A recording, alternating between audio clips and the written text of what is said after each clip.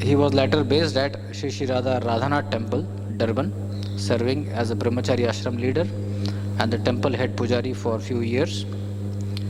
And in 2001, he was appointed the temple president of ISKCON Durban. As a service he maintained almost for 15 years, or together with other various national responsibilities. After moving on from the leadership of Shri Radha Radhanath Temple, Swaroop Damodar Prabhu focused on progressing Srila Prabhupada's movement in South Africa, and during COVID-19 pandemic, Swaroop Damodar was again requested to take up the service of the temple presidentship at Shri Radha Radhanath Temple. He also travels and teaches the Krishna consciousness philosophy throughout the South Africa and in India. He is actively engaged in youth cultivation. So it's a great fortune for us to have you here, Prabhu. By the mercy of Maharaj, we could have you also here. Otherwise, it's difficult to get devotees with so much responsibility locally there and visit other yatras. So let us welcome and thank Prabhu for agreeing to give to his Bhagavatam class by loudly chanting 3 times. Hari Bol, Hari Bol, Hari Bol.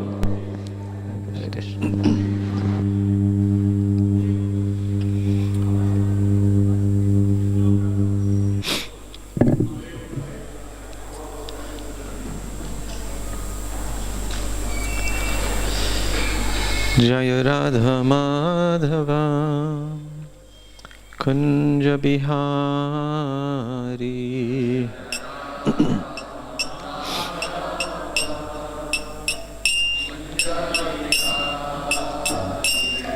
Jaya Radha Madhava Kunja Bihari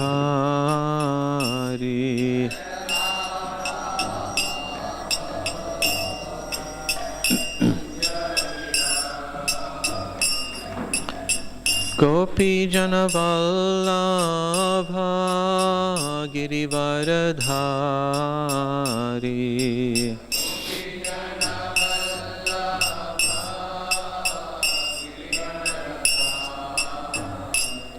Jaya Radha Madhava Kunja Bihari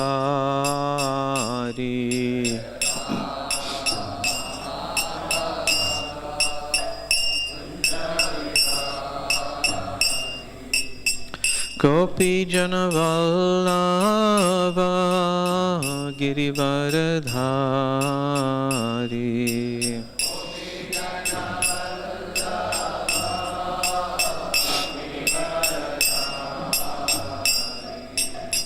Gopi Jana Vallabha Girivaradhari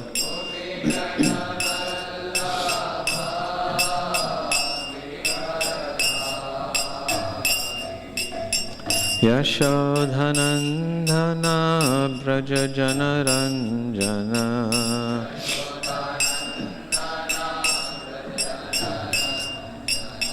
Yashodhanandana Braja Janaranjana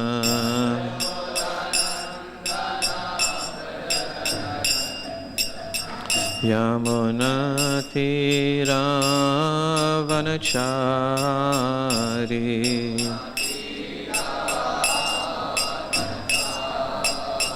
Yamuna Tira Vanachari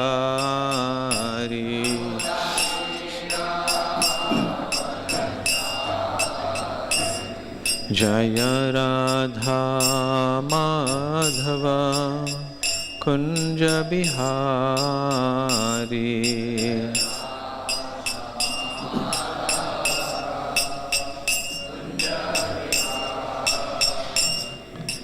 Gopi Jana Vallabha Girivaradhari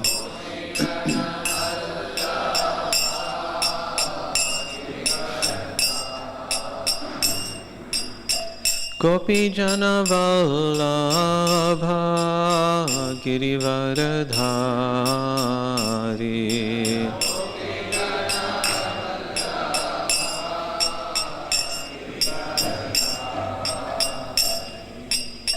Yashodhanandana Brajajanaranjana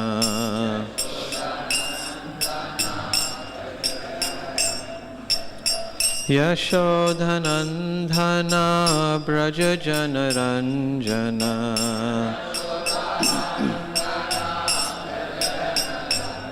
Yashodhanandana Brajajanaranjana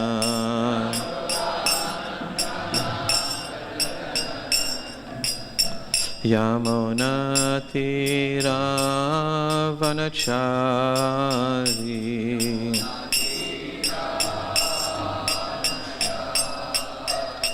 Jaya Radha Madhava Kunja Bihari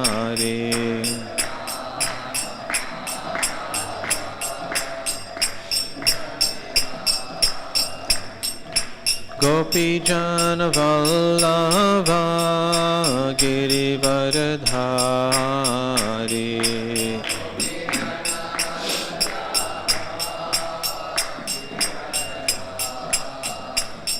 Gopi Jana Vallabha Girivardhari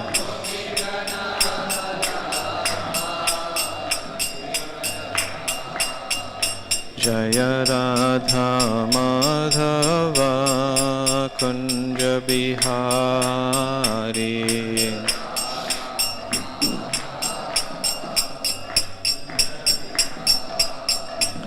Jaya Radha Madhava Kunja Bihari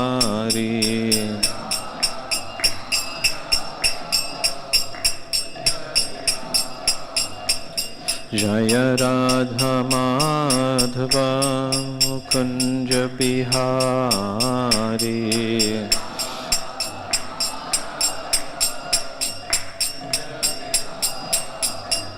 Jaya Prabhupada Prabhupada Prabhupada Jaya Prabhupada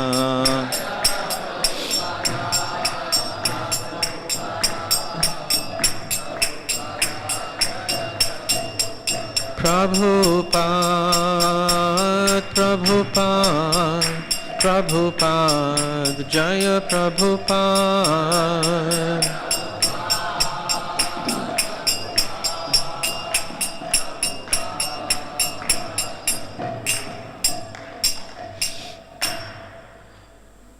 Jayam Vishnupad Paramahamsa Parivrajacharya Astottarasata Sri Srimad A.C. Bhaktivedanta Swami Prabhupada Ki Anantakoti Vaishnava Vrinda Ki Namacharya Haridas Thakur Ki Prem Sakaho Shri Krishna Chaitanya Prabhu Nityananda Shri Advaita Gadadhara Srivasadi Gaura Bhakta Vrinda Ki Shri Shri Radha Krishna Gopa Gopinath Shamakun Radha Kund Giri Govardhan Ki Vrindavan Dhama Ki Mayapur Navadvip Dhama Ki Ganga Mai Ki Yamuna Mai Ki Bhakti Devi Ki Tulsi Maharani Ki Samaveta Bhakta Vrinda Ki Grantaraj Srimad Bhagavatam Ki. All glories to the assembled devotees, all glories to the assembled devotees, all glories to the assembled devotees. Gaur Premanande.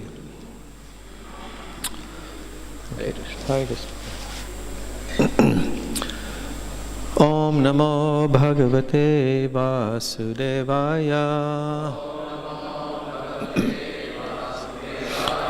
Om Namo Bhagavate Vasudevaya.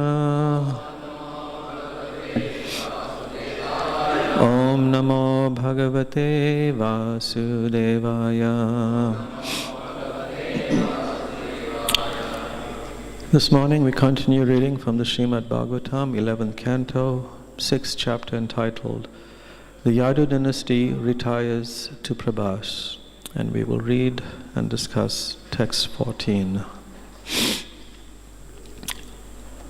Please repeat. Nasi Ota Gava Iva Yasya Vase Bhavanti Brahma Adaya Tanubrita Mito Ardhyamana Kalasya Te Prakriti Purushayo Parasya Sham Na Tanotu Charana Purusha Uttamasya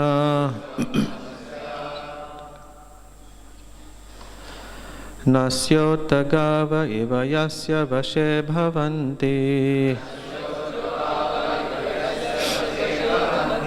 Nasyotagava iva yasya vashe bhavanti Brahmadayastanu brito mitur ardhyamana Brahmadayastanu brito mitur ardhyamana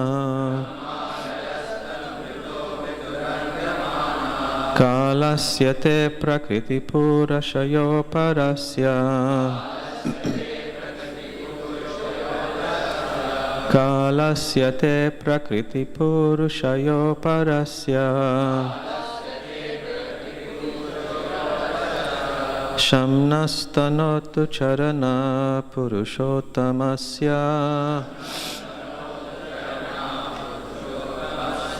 Sangnastanotu charana purushottamasya Nasyotagava iva yasya vashe bhavanti Brahmadayastanu brito mitur ardhyamana Kalasya te prakriti purushayo parasya Sangnashtanoti charana purushottamasya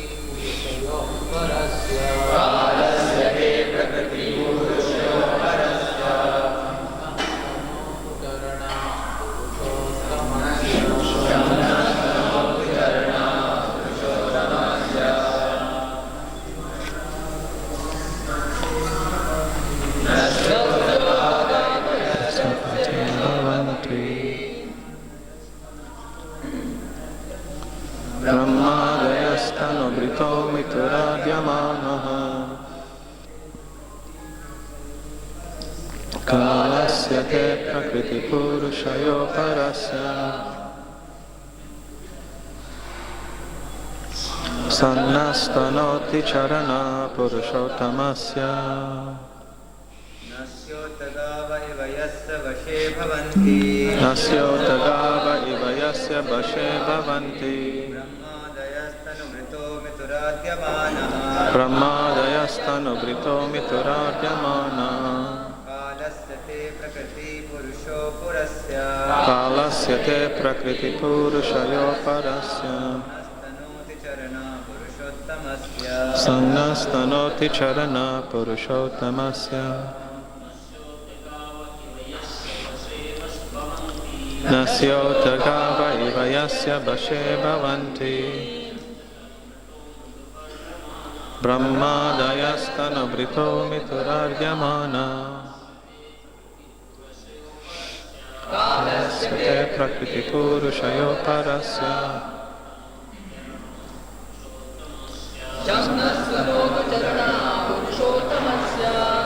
Vaishnavis. Okay. Nasi through the nose. Ota strung. Gava oxen. Iva as if. Yasya of whose.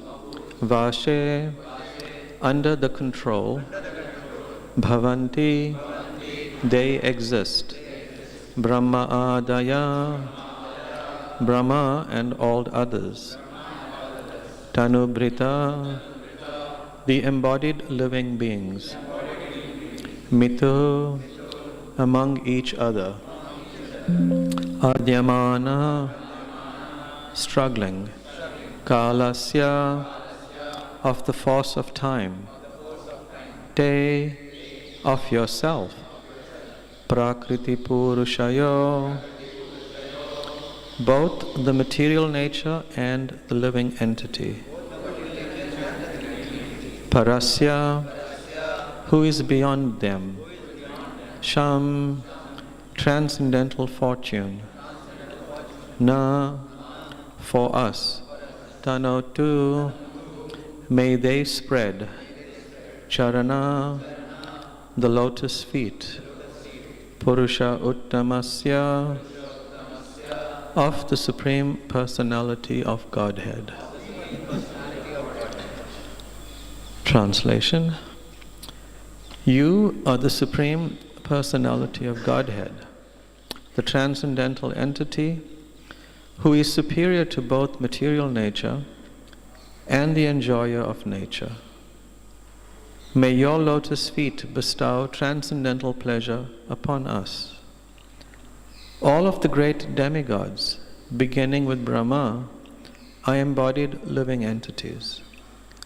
Struggling painfully with one another under the strict control of your time factor, they are just like bulls dragged by ropes tied through their pierced noses.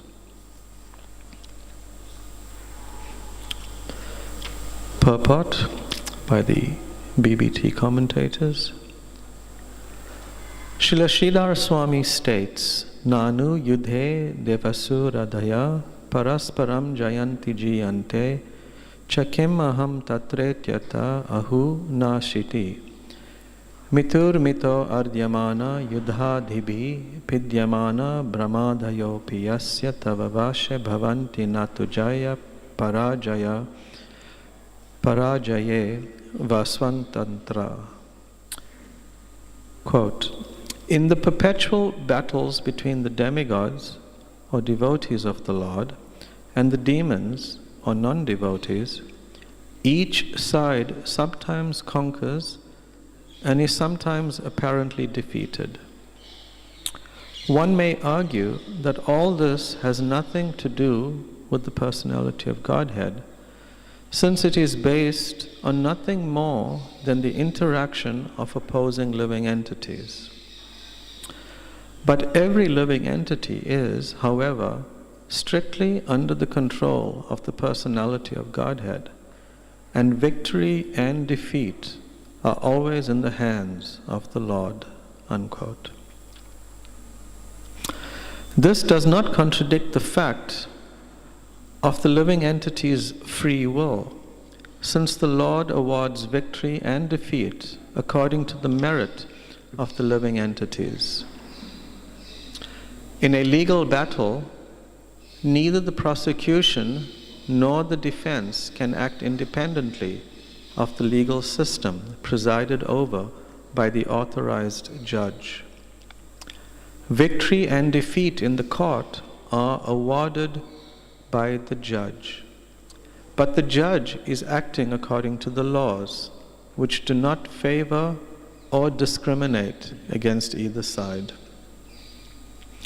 Similarly, the personality of Godhead is awarding us the results from our previous activities. In order to discredit God, materialists frequently give the argument that oftentimes innocent people suffer while impious rogues enjoy life unimpeded. The fact is, however, that the personality of Godhead is not a fool, as are the materialistic persons who place such arguments. The Lord can see our many previous lives, and therefore He may allow one to enjoy or suffer in this life, not only as a result of one's present activities, but also as a result of one's previous activities. For example, by working very hard, a man may accumulate a fortune. If such a newly rich man then gives up his work and takes to a degenerate life, his fortune does not immediately disappear. On the other hand, one who is destined to become rich may now be working very hard with discipline and austerity, and yet be without spending money. So, a superficial observer might well be confused upon seeing the moral hard-working man without funds and the degenerate lazy man in possession of riches. Similarly, a materialistic fool without knowledge of past, present, and future is unable to understand the perfect justice of the personality of Godhead. The example given in this verse to explain Krishna's controlling power is appropriate. Although a bull is extremely powerful, he is easily controlled by a slight tug on a rope strung through his pierced nose. Similarly, even the most powerful politicians, scholars, demigods, etc., may immediately be put into an unbearable situation by the omnipotent personality of Godhead. Therefore, the demigods have not come to Dwaraka to proudly display their universal political and intellectual powers, but to humbly surrender at the lotus feet of the personality of Godhead. Om Jnana Timirandasya Jnananjana Shalakaya Chakshurun Militam Yena Tasmai Shri Gurave Namaha Vanchakalpatarubhyascha Kripa Sindhubhya Eva Cha Patitanam Pavanebhyo Vaishnavebhyo Namo Namaha Shri Krishna Chaitanya Prabhu Nityananda Shri Advaita Gadadhar Shivas Adigaura Bhaktavrinda Hare Krishna, Krishna Krishna, Hare Hare, Hare Rama, Rama Rama, Hare Hare.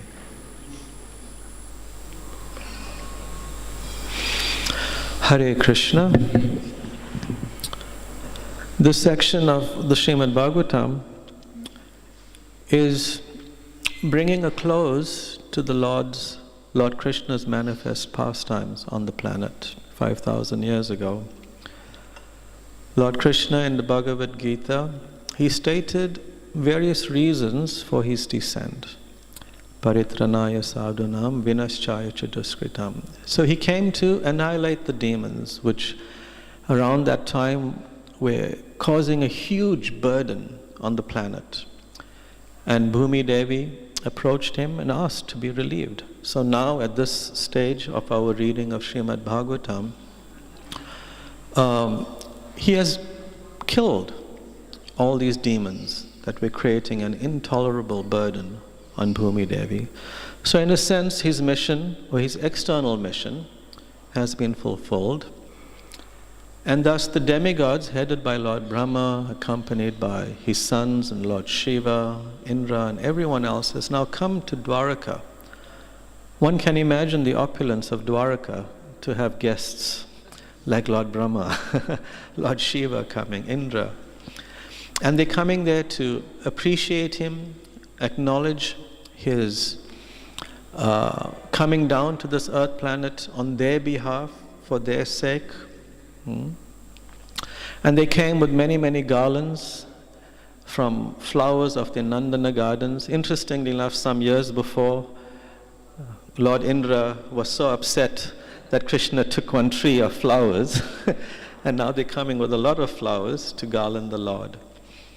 And here the commentators, His Holiness Vedananda Goswami Maharaj, is expressing that these demigods are not here to show off their universal power, that we are in control. We have come to the earth planet and we are telling you to leave. Because that's basically what they are coming to do, asking the Lord to wind up his pastimes and he can go back.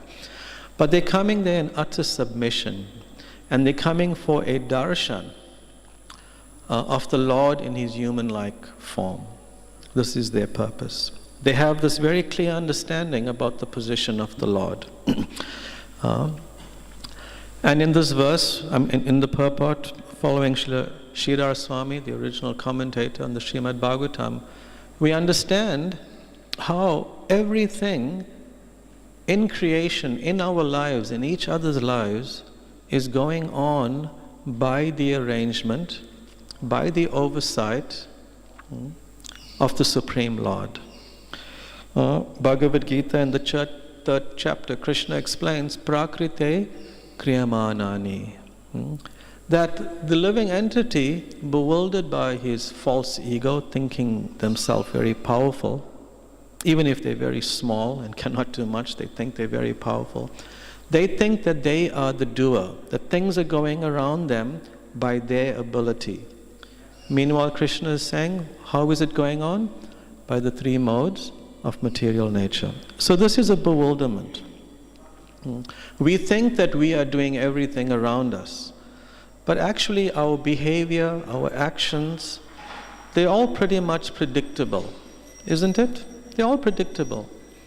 We are like, in the eyes of the demigods, what to speak of Krishna, Srila Prabhupada ki. What to speak of Krishna, we seem like a little child or a little cat, a kitten, and there's a nice bowl of warm milk nearby. What does the human or the adult know what the kitten will do? We know what's going to happen, right? Because of its body, because of the nature of the body that we find ourselves in, that the kitten finds itself in, it will be pushed to do something. It's not that we can see the future. Yes, the kitten's going to drink the milk. I'm an astrologer. No. By the nature of the body of the kitten, by the nature of our bodies that we are put into, we are all very predictable. Very, very predictable. And we are dictated by our bodies. We may think that we are making our own choices, but really, all the choices are being made for us.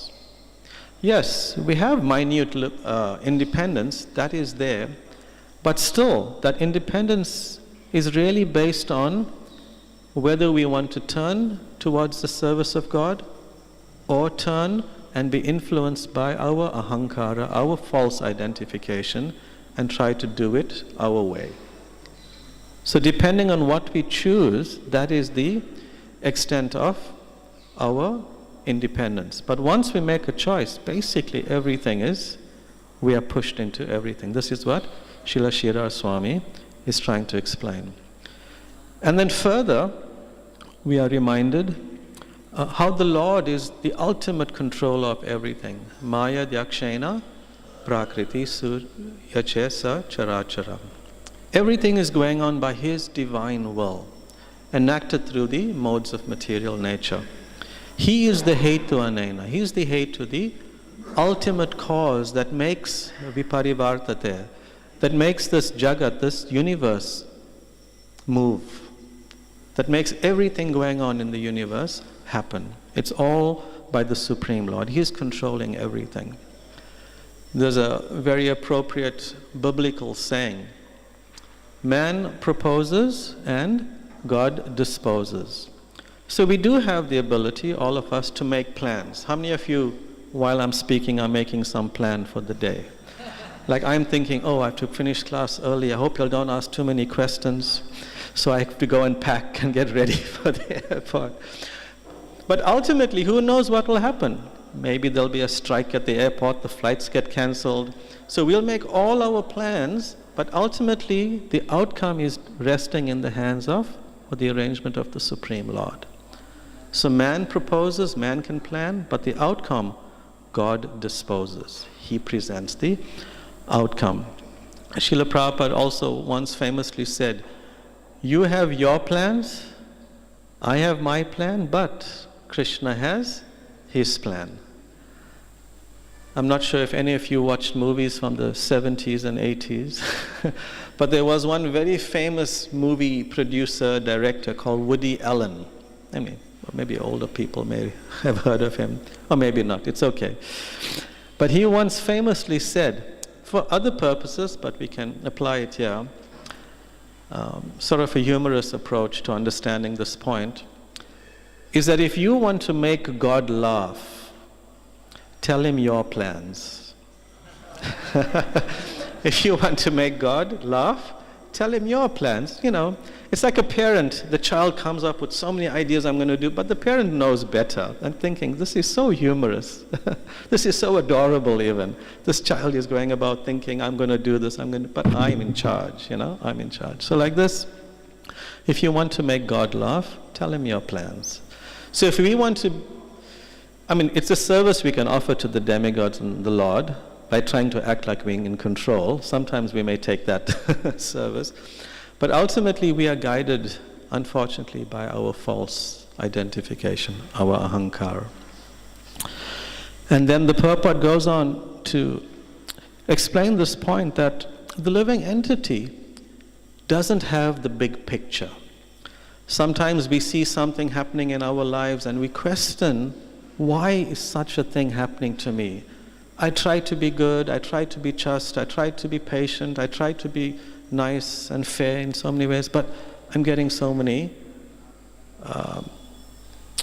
negative reactions, so much suffering, so much of disappointment. So like this, we cannot know the full plan of what's going on in our lives and in the existence of everyone else. Just like a chess game, there's different pieces on the chess board, right? You have the knight, you have the queen, you have the castle, you have the bishop, and the smallest, or the weakest piece is the pawn. So how can the pawn on the chess table know everything that's going on, what's going to happen next? He's simply being pushed by the intelligence of the chess player, pushed around in this way, in that way. And even then too, the pawn can only move in one direction. At the start it gets a little bit of a boost, it can move 2 places, right? But otherwise it can really move in one direction, or if it's taking over someone else, diagonally, if those of you who know chess. So very limited, and if the pawn thinks, yes, I am controlling this game, I know the outcome, it's kind of humorous, it's kind of silly. So the bewildered living entity, deluded by its false understanding of its position, its identification, thinks like that. We sometimes think like that. We perceive things from our own limited perspectives. What's that? Atmavan manyate jagat. The scripture says that the living entity, covered by material nature, covered by conditioning, sees the world in a certain way and thinks that everyone else is seeing it in the same way. Atmavan manyate jagat. But because we are conditioned means we function according to conditions, right? According to our conditions, that's how we function. And our vision is thus blurred or colored by our conditions, our conditioning. And how one sees everything else is really dependent on the color or the attitude of our consciousness. This is what happens. And we find that even, not just the conditioned living entities, but even the liberated living entities, the great devotees, their ability to understand is also limited. Yes, they have superior understanding, but even then, their ability to understand everything is limited. Only Krishna, the Supreme Personality, knows everything. Only Krishna. Chaitanas, Chaitananam. What's that verse? Nityo Nityanam, Chaitanas Chaitananam, Eko Bahunam Yo Vidadatu Kaman. So Chaitanas Chaitana. There are many conscious, unlimited conscious entities. But there's only one that is supremely conscious, that knows everything that is going on in everyone's mind. Now consider the extent, the unlimited extent of Krishna's capacity. We are maybe 100 people in this room. He knows every single thought of ours taking place, real time, and going back for the unlimited lifetimes that we had. He knows everything. Sometimes we are so amazed by artificial intelligence, ChatGPT, we ask it a question and wow, it gives us the whole thing. But Krishna makes artificial intelligence look puny and weak. So Krishna's capacity is that. The living entity, including the great pure devotees, we do not have that. We do not have that. Even remotely that capacity. We cannot know the extent that Krishna knows. Of course, great devotees, like I mentioned, they know so much more. Why? Because they know Krishna. And by knowing Krishna, everything is to be known. It's not that we expect the great pure devotees, our spiritual masters, to know everything. All right? If you had to ask your spiritual master, do you know astrophysics? Can you tell me the distance of the black hole to our Earth planet? He's not going to, or most probably he won't know. So we may think, but what kind of a pure devotee are you? I reject you because you don't know everything. And Srila Prabhupada was asked this once. Does the spiritual master know everything? And Srila Prabhupada said no. But what the spiritual master requires to be known, Krishna inspires him from within. This is how it operates. So sometimes we may wonder in our relationship with our mentor, our spiritual master, why doesn't he know me? He doesn't know what I'm doing. He's not reciprocating with me accordingly, and we may lose faith. It's not that it's a mystical thing that they know everything. No. No. We have to express our hearts. Once my spiritual master gave us a very nice, different perspective on the meaning of the spiritual master being transparent via media. We hear that all the time, that the spiritual master is the transparent via media, which from one understanding it means that whatever is coming from Krishna, the knowledge and the mercy from Krishna, flows through the spiritual master without any adulteration, without any change. So that means he's transparent. But what that also means is that the ability or the inspiration of the transparent via media, the spiritual master, to let all the mercy and knowledge from Krishna flow through him to you, also depends on our level of transparency. You understand? To the degree that we are transparent in our hearts and exposing ourselves before the spiritual master, to that degree the spiritual master is impelled or inspired or moved to give more to you, more of Krishna's understanding, more of Krishna's mercy. So transparent via media is not one way, it's a two-way. It's a two-way experience. Anyway, the point is that only Krishna knows everything. Only Krishna knows everything. This is what we must understand. In the Chaitanya Charitamrita, there's a very amazing verse. Lord Shiva is speaking.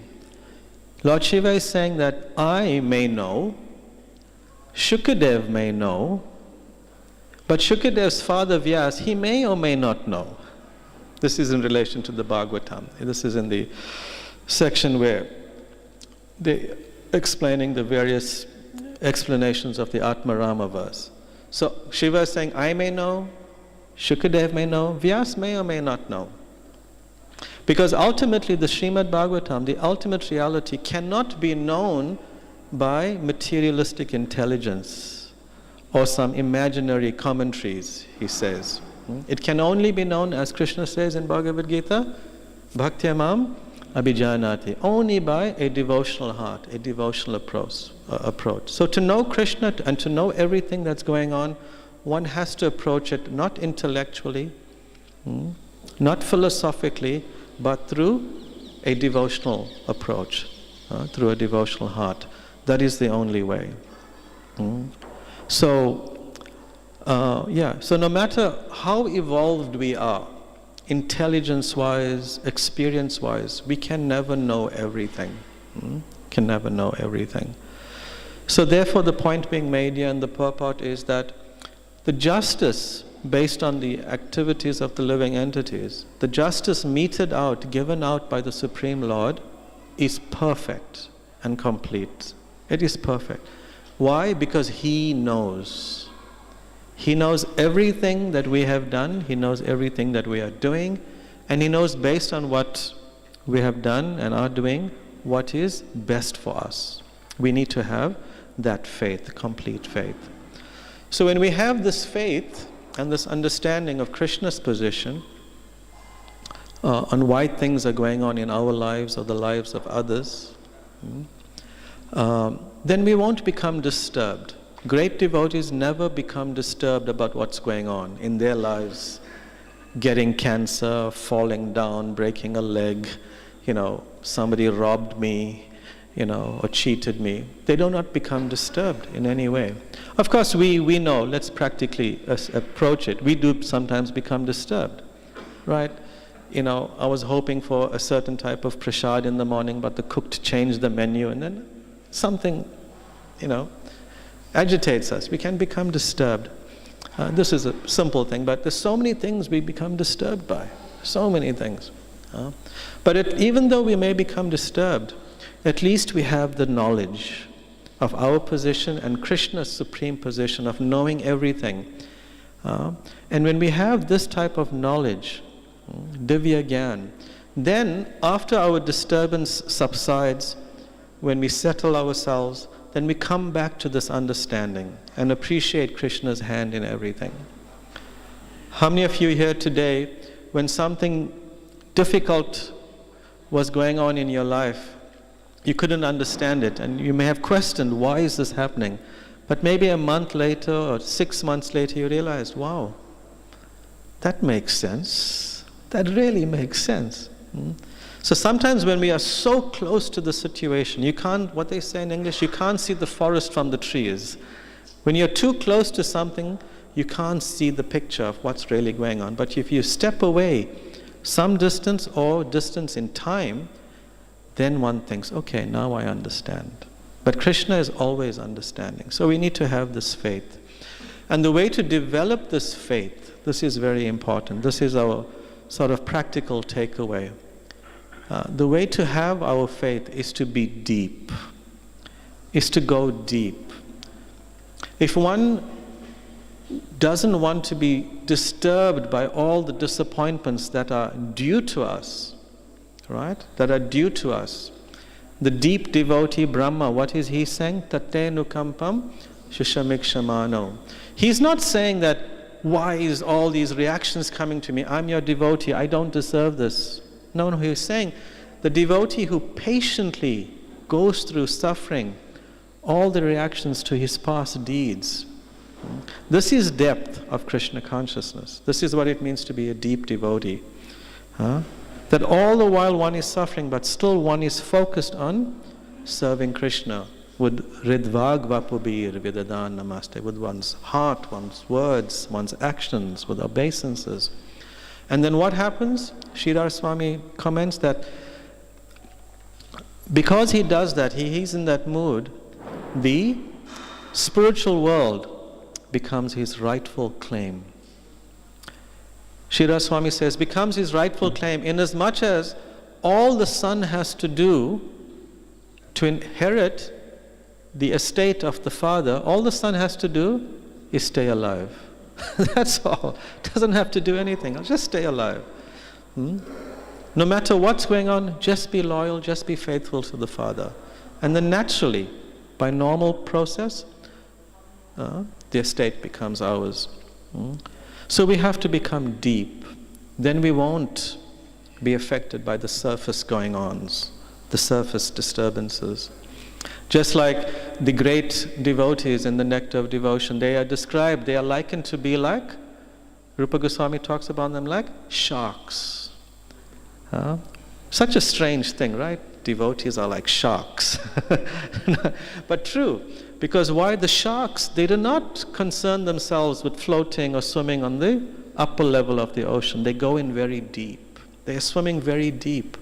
Therefore, if there's an oil spill on the surface, if there's a storm on the surface, is the shark swimming deep down affected by it? They're not affected at all. So depth is what is required. Depth in Krishna consciousness.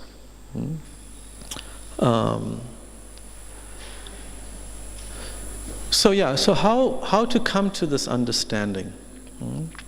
How to be free from the influence of Maya? Krishna says in Bhagavad Gita, what does he say in this regard?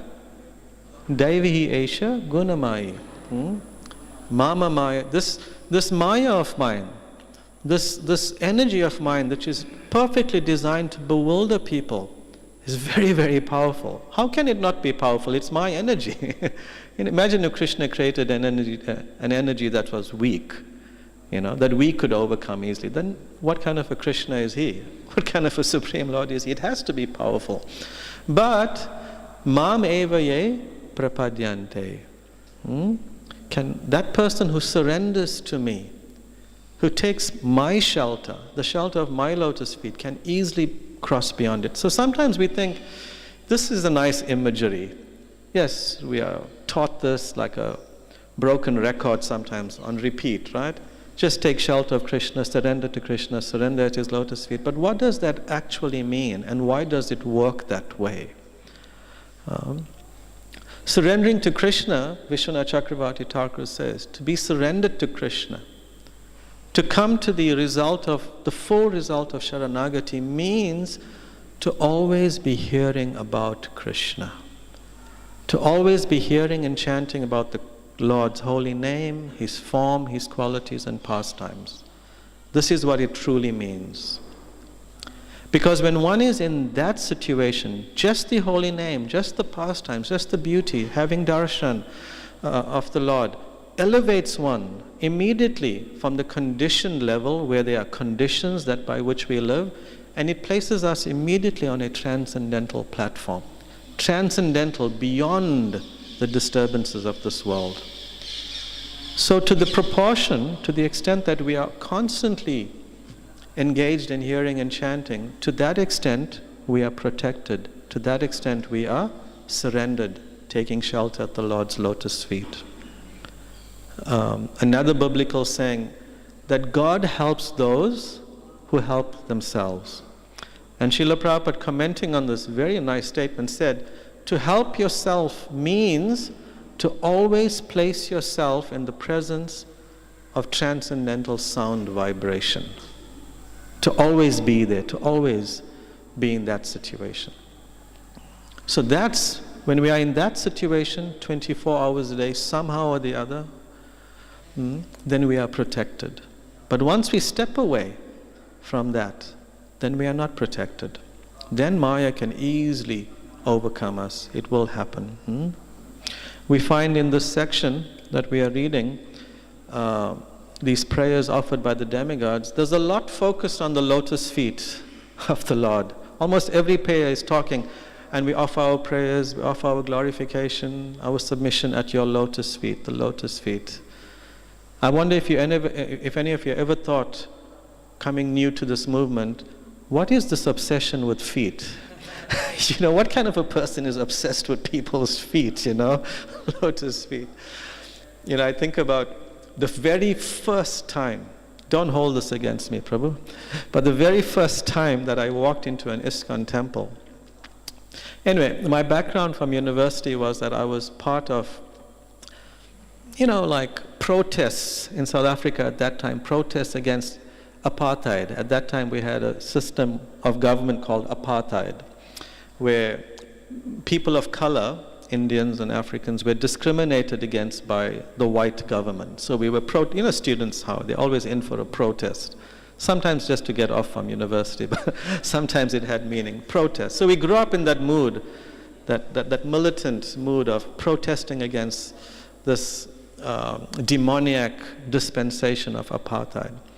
And we had, as young people growing up, a bit of a, how you would say, dislike or slight animosity to anyone who was white-bodied because they were oppressors at that time in South Africa. So I came to the temple for the very first time, and there I see there was a reception going on for an ISKCON sannyasi that had just arrived. And in those days, what would we generally do at ISKCON receptions, at receptions for sannyasis? Abhishek, foot bathing going on. And I'm thinking, what's wrong with these Indians? They're worshipping this white man. They're washing his feet. Like this is unacceptable to me. I couldn't take it. It's just too much. And what shocked me even more after that, they were fighting over the water to drink it. I mean, what is it with these people? Crazy about feet. Anyway, somehow, I don't know, I blocked that out of my mind. And 6 months later, there was another sannyasi that came to the temple. And what do you think I was doing? I was also fighting to get the water. So we have this obsession with feet, and rightly so. Rightly so. Because attachment to the lotus feet of the Lord and his devotees changes the heart, especially in relation to this point. The Lord's lotus feet, all the prayers. Why? What's so special about the Lord's lotus feet? If you want to surrender, we surrender to the feet. We don't surrender to the eyes or the nose. We surrender to the feet. I mean, there's many explanations one could consider. But one important thing is, at the lotus feet, who is found there?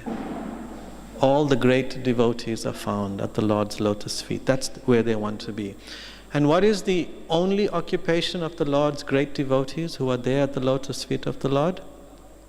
They are hearing and chanting the glories of the Lord.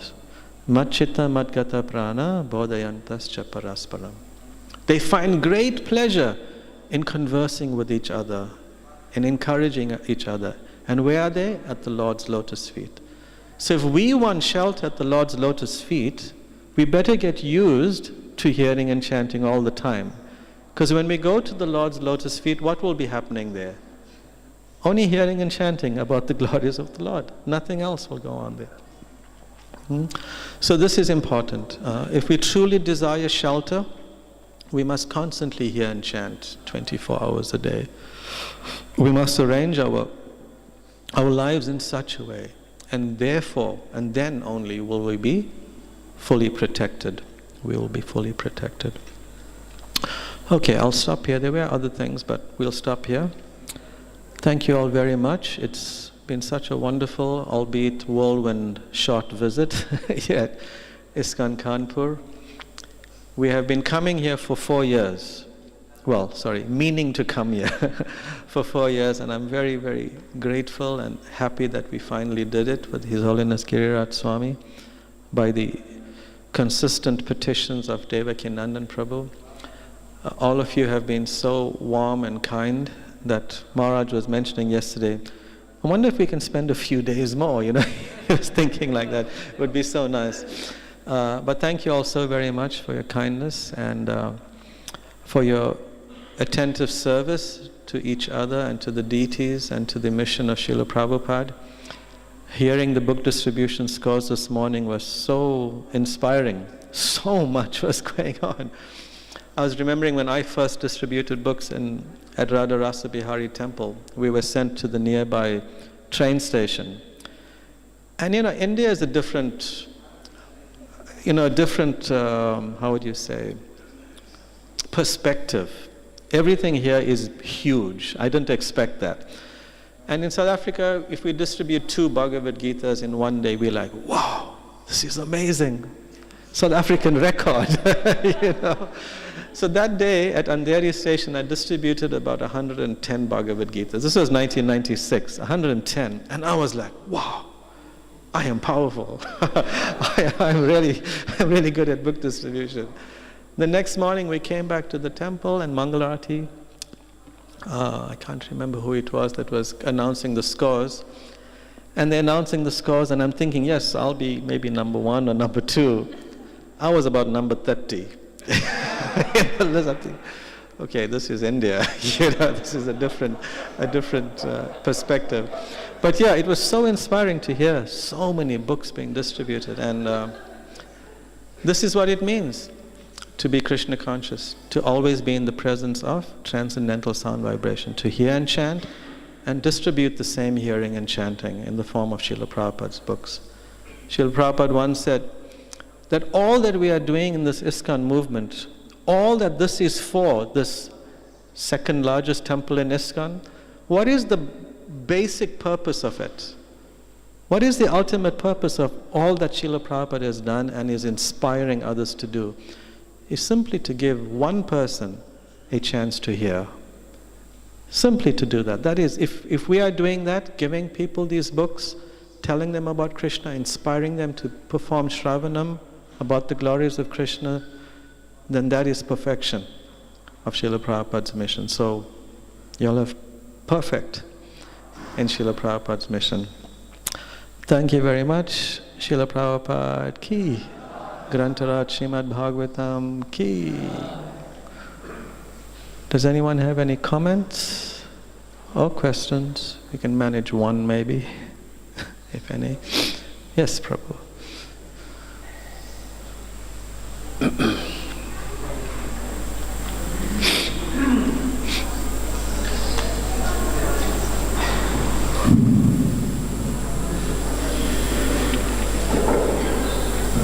Hi, thank you so much for the wonderful class. Very nice, very supportive of explanation. So it seems like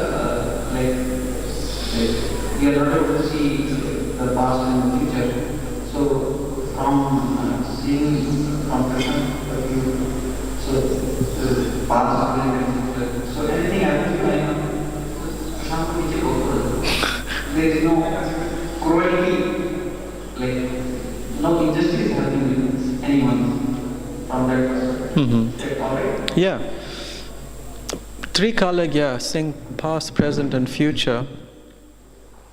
I mean, in one sense, sometimes we think when we watch sci-fi movies, maybe they're talking about time travel here, going back in time or going in there's no such thing as time travel in Vedic understanding. That doesn't exist, But the pure devotee has limited ability to understand past, present and future. But the Lord fully understands it, right? And when one has that perspective, at least faithful perspective, that whatever's going on, no matter how atrocious it may seem, and in India, I mean, this is such a sore point, and we don't mean to hurt anyone's suffering, Like in India, there's always and rightfully so, such a concern about rape, the rape culture. How is it possible that a child can be raped? This is meant to be the land of piety, and such atrocious things can happen. And that's true. On the surface of it, it is terrible, absolutely terrible. But still, behind it all, this is the part we won't go and announce in the public media now, but behind it all, there is a larger picture. Like sometimes we hear the example given that if one walks into a movie house to watch a movie, but somehow one was late, and one comes in at the end, and there you see this child crying over the father who is dying. He's been shot many times. How Indian movies are, they can have 45 bullets and they're still able to walk and, and do something, right?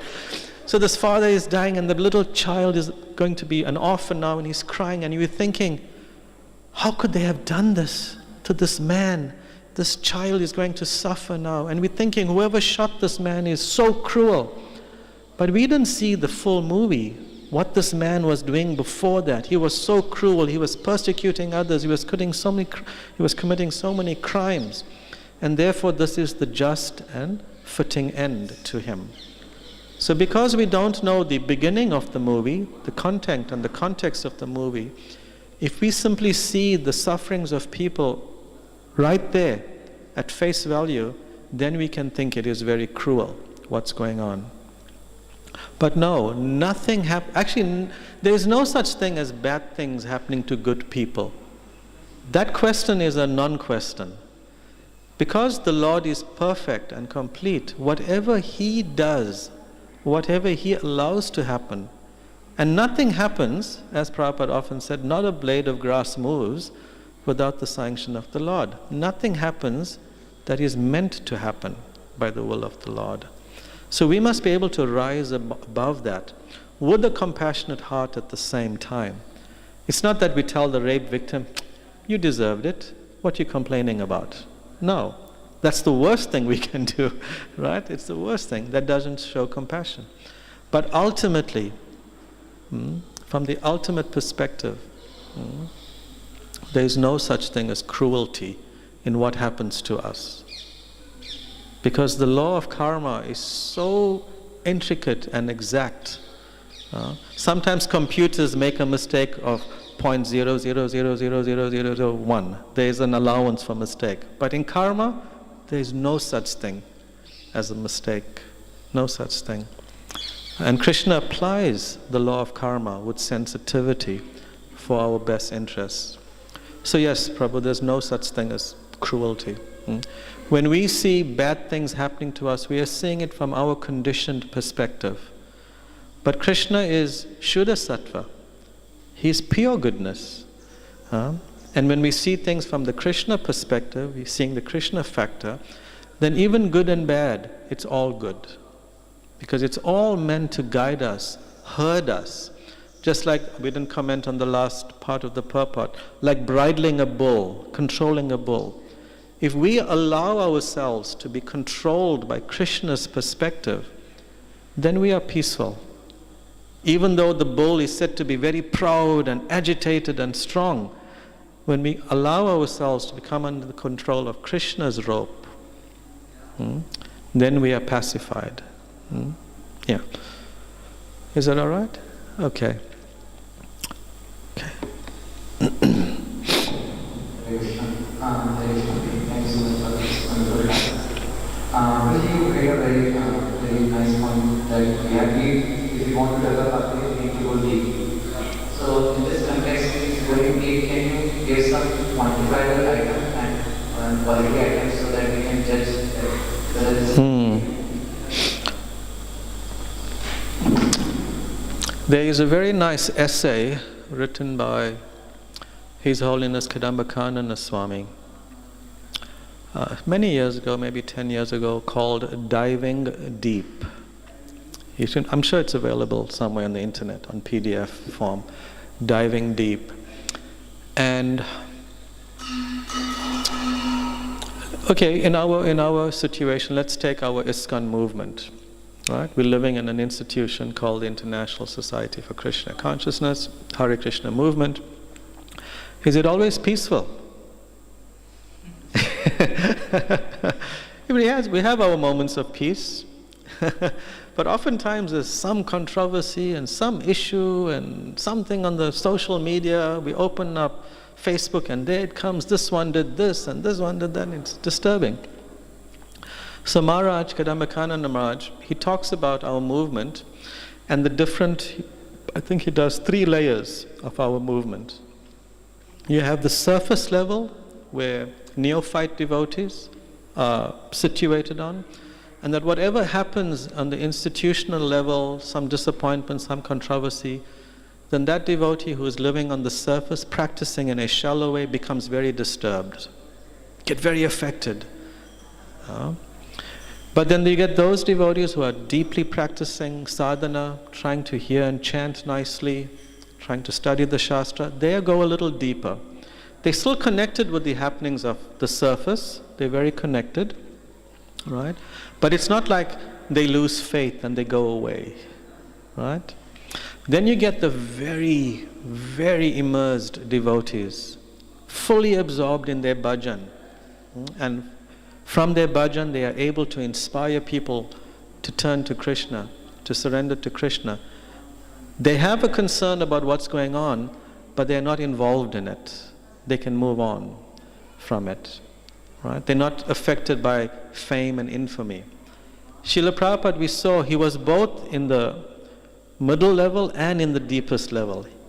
Because he was starting a movement to save the world, so he had to be concerned with everything. So for us, our context, we must focus on being in that middle level and deepen ourselves. But if we find the tendency that whatever happens, we immediately agitated, we immediately become defensive and want to correct, quote unquote, correct things, then we can understand we are somewhat on the surface. And the way we can go deep Of course, Prabhupada says 90% of our Krishna consciousness is Sangha, is association, is to find deep devotees and be with them, serve them, imitate their good practices. Imitate in the sense, not in a, oh, he moved his hand like this, let me move my hand like this, let me speak in the way they speak. Not like that, but, what I mean is anusar, to follow in their footsteps, to learn from them. The saying is, if you lie down with dogs, you will get up with fleas. You understand that? I mean, it's a bad example to use for devotees, but if you associate with alcoholics, you'll become an alcoholic. If you associate with devotees who are intoxicated with love of God, eventually you'll become intoxicated. So that's the way we become deep ourselves. So look around. There's so many deep devotees. And if for some reason you find the excuse, which I'll never believe, that sorry Prabhu, there's no deep devotees around me. You have the deepest devotee in the form of his Bhaktivedanta Prabhupada. You can always turn to, and his lectures. So yeah, let's become deep. Is that all right? All right, thank you all very much. Srila Prabhupada ki jai.